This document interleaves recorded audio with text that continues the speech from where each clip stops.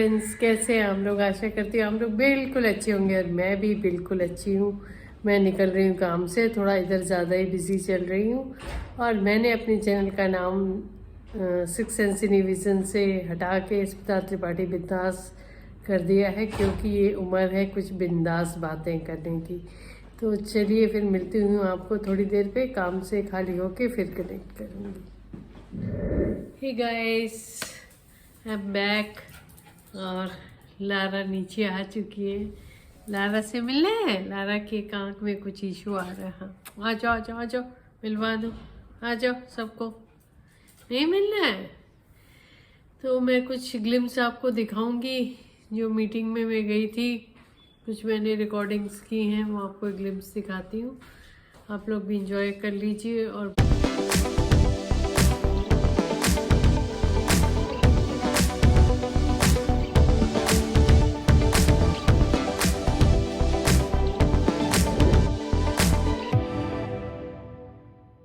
अभी लौटी हूँ। मैंने कहा सबसे पहले मैं रेस्ट ऑफ ब्लॉग शूट कर लूँ, नहीं तो फिर वो रह जाती हैं चीज़ें। और मैंने अपना जैसे बताया कि चैनल का नेम चेंज किया, बिंदास स्मिता त्रिपाठी।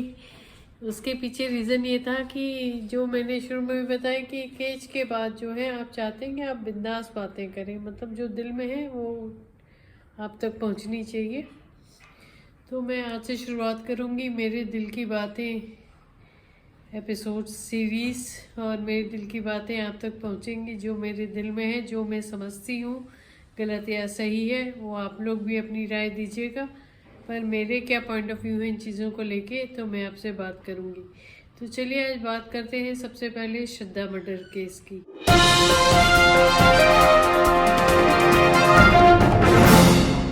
जो आफ्ताब और श्रद्धा की कहानी चल रही है, वो धीरे धीरे करके घर घर की कहानी क्यों बन जाएगी, और स्पेशली कुछ सिटीज़ में इसके इश्यूज ज़्यादा क्यों हैं, इस पे भी मैं बात करूँगी। तो चलिए आगे बढ़ते हैं वीडियो में।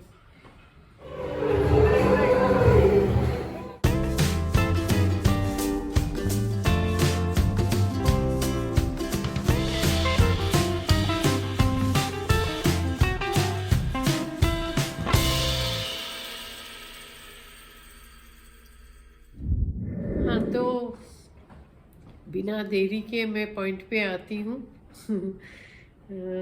कि मैंने एक शॉर्ट्स भी डाला था, लारा उधर नाच रही हैं जो आप नहीं देख पाएंगे। मैंने एक शॉर्ट भी डाला था दिल्ली के बारे में, दिल्ली पुलिस के बारे में, कि क्या लड़कियां सुरक्षित हैं दिल्ली में।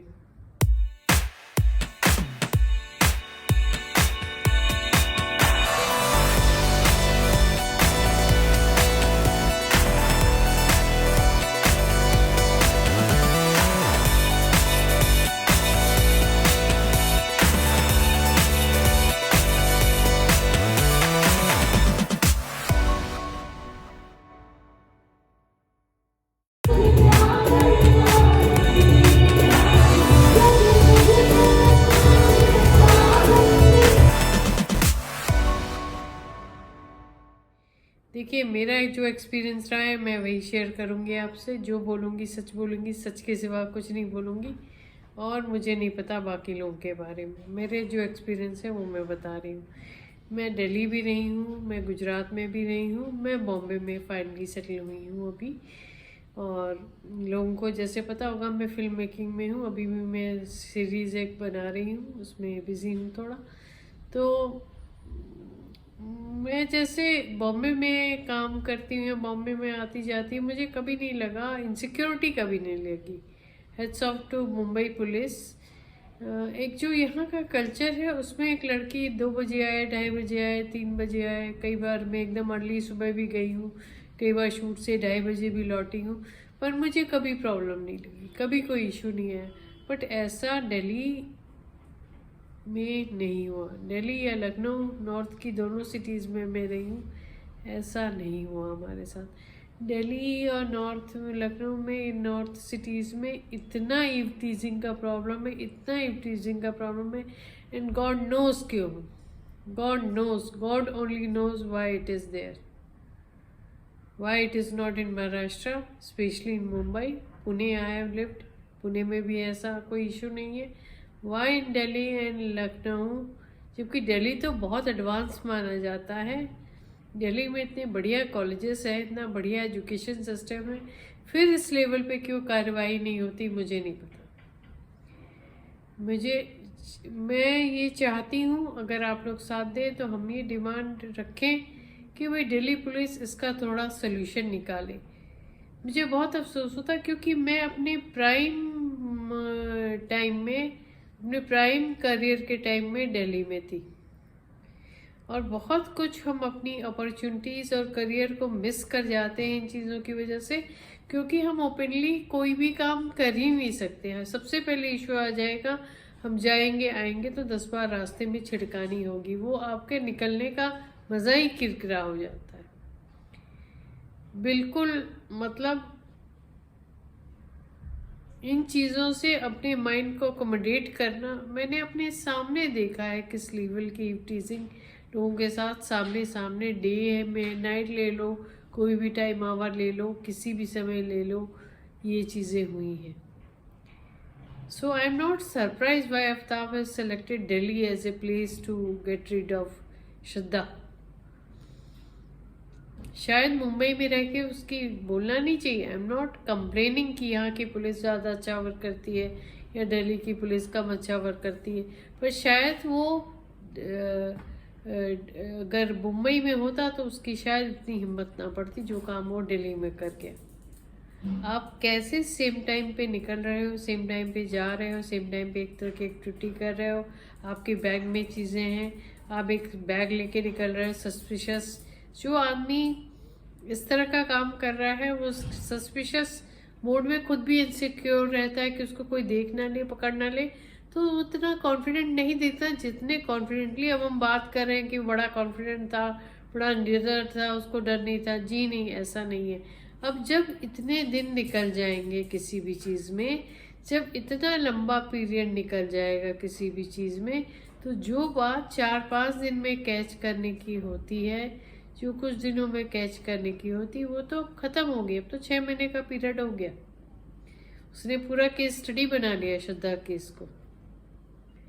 इनफैक्ट ये केस आगे भी जो क्राइम्स होंगे उसके लिए केस स्टडी बन जाएगा। इतना ज़्यादा लंबा पीरियड टाइम दे दिया गया। शायद 2-4 दिन के अंदर पकड़ जाता तो आदमी उस समय घबराया रहता है, उसकी कोई प्लानिंग नहीं उसने की होती है, उसको नहीं पता होता है वो क्राइम तो एक कर बैठा, पर उसको नहीं पता होता है कि अब मैं इससे छुटकारा कैसे पाऊँ, तो वो इतनी प्लानिंग नहीं कर पाता, तो शायद हम अभी तक इसका रिजल्ट हमको मिल गया होता।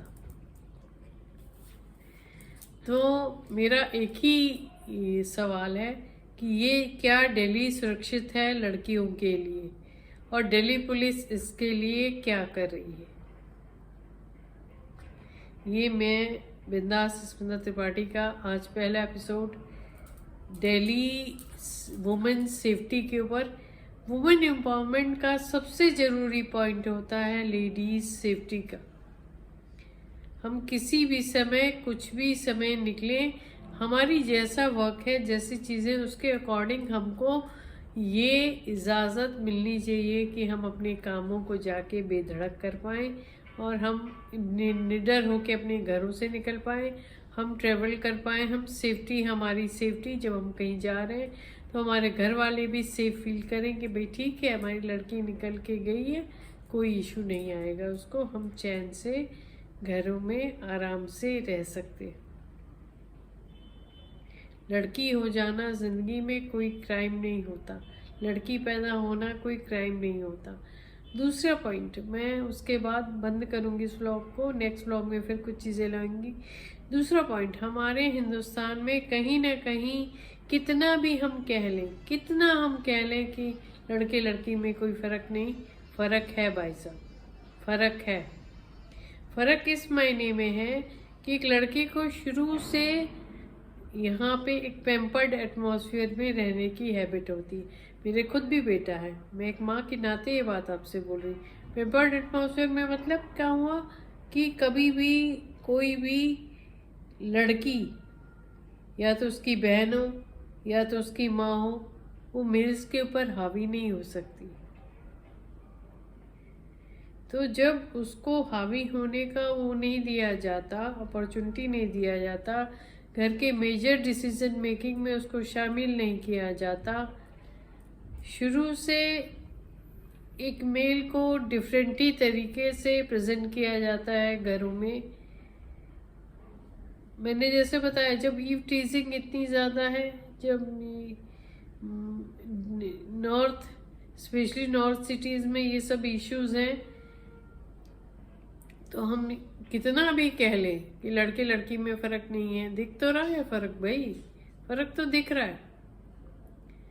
लोगों ने श्रद्धा के बारे में बड़ी बड़ी कमियां निकाल ली कि नहीं, उसे लिव इन में नहीं रहना चाहिए था, नहीं उसको अपने पेरेंट्स से रिश्ता नहीं तोड़ना था, नहीं उसको ये नहीं कहना चाहिए था। अरे भाई, जब लड़के में ही खोट है, जो वो डोमेस्टिक वायलेंस कर रहा था, वो कुछ भी करके निकल जाएगा। वो सिर्फ लिव इन में रहने का उसने एक डिसीजन ले लिया, इस वजह से तुम कुछ भी कर लोगे। अगर तुमको नहीं रहना उस लड़की के साथ, जाओ निकल के। तुम रहोगे भी, उसको यूज भी करोगे, उसकी फैसिलिटी भी यूज करोगे, उसका पैसा भी यूज करोगे, और जब ट्रीटमेंट देने की बात आई तो वो लड़की हो गई। तब आपका ईगो को चोट नहीं लगता। जब आप उसका पैसा यूज करते हो, जब उसकी फैसिलिटी यूज करते हो, जब आप मतलब आप सब तरीके से उसका इस्तेमाल करना जानोगे, तब आपको ईगो नहीं लगता। जब आप महीनों उसी के पैसे पे पड़े हुए हो वहाँ पे, तब आपको ईगो नहीं लगता। जब आप उसके बैंक अकाउंट से मनी अपने बैंक अकाउंट में ट्रांसफर कर लेते हो। पर अगर वो अपने हक के लिए आवाज उठाने लगे, तब आपका ईगो बहुत तेजी से आगे आता है, और तब आपको ये सोल्यूशन मिलता है कि मार मार के तुमको सही कर देंगे। तो मैं तो यही कहूँगी कि इन चीज़ों पे एकदम इतनी तेजी से रोक लगनी चाहिए। डोमेस्टिक वायलेंस अभी भी इंडिया में बहुत ज़्यादा है। लेडीज़ निकल के, उनकी आवाज़ पहुँचती नहीं है, बोलती नहीं है, 10 चीज़ें लिहाज में नहीं बोलती, कई बार 10 चीज़ें इस चक्कर में नहीं बोलती कि उन्हें अपने बहुत चीज़ों को सोच के आगे बढ़ना पड़ता है। श्रद्धा ने भी यही किया, इसीलिए उसने आवाज़ नहीं उठाई, इसीलिए उसने अपने कुछ क्लोज फ्रेंड्स तक ये बातें पहुंचाई। सिर्फ चाहती तो एक लड़की जो अपने पैसे कमा रही है, अपने बल पे रह रही है, तुम उसके बलबूते पे रह रहे हो, वो तुम्हें पकड़ के बाहर नहीं फेंक सकती थी? इतनी कमजोर नहीं थी वो। एक थी कमी, एक चीज़ के लिए कमजोर थी, वो इमोशनली तुम पे बिलीव कर बैठी। उसने सोचा ये लड़का ठीक हो जाएगा, ये कुछ दिन की बात है। मैं लड़कियों को यही सलाह दूंगी कि प्लीज़ इतना ज़्यादा भरोसा किसी पे मत करिए। सिलेक्टिव इमोशन से एक तो मत पालें कि हमें इससे इमोशनली अटैचमेंट है, इससे नहीं है, उससे नहीं है, बस ये 4 लोग हमारे इमोशनली मैं कनेक्टेड हूँ, इन्हीं 4 लोगों से मेरा कांटेक्ट रहेगा। ऐसे मत करो आप प्लीज़। पूरा वर्ल्ड ओपन है, लोग दुनिया में प्यार देने वाले भी लोग हैं, उनसे कनेक्टेड रहिए, अपने नेबर्स से कनेक्टेड रहिए ज़रूरत पड़ने पे, ताकि आप उनको बुला पाए। अपने पेरेंट्स से ज़रूर कनेक्टेड रहिए, लड़का कितना भी चाहे, क्योंकि जो भी गलत लड़का होगा वो चाहेगा कि आपके घर से आपके रिश्ते ना रहें। आपके रिश्ते ना रहें तो उसके लिए और आसान हो जाएगा आपको टॉर्चर करना, और इजी हो जाएगा, क्योंकि उसको पता है आपकी आवाज़ सुनने वाला कोई नहीं है। तो मेक इट अ पॉइंट कि आप अपने घर से कनेक्टेड रहें, अपने भाई बहन, अपने पेरेंट्स से कनेक्टेड रहें। कुछ भी हो, आप लिव इन में भी रह रहे हो, फिर भी ये मान के चलो कि कभी भी ऐसी सिचुएशन आ सकती है, और जिस भी दिन सिचुएशन आए देरी मत करिए डिसीजन लेने में। स्ट्रॉन्ग डिसीजन ले लिए। जब आप लिव इन में रहने का ले सकती हैं तो उससे वॉकआउट करने का भी डिसीजन ले सकते हैं।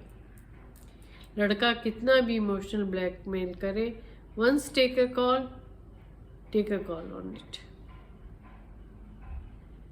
तो ये था मेरा आज का ब्लॉग, इसको मैं अब ख़त्म करती हूँ, थोड़ा लंबा हो गया। अगली बार थोड़ा और छोटा बनाने की कोशिश करूँगी। आशा है आपको अच्छा लगा होगा। अच्छा लगा हो तो शेयर लाइक करिएगा, सब्सक्राइब करिएगा। कोशिश करूँगी जल्दी जल्दी ब्लॉग लाती रही। Thank you so much. Tata, bye bye.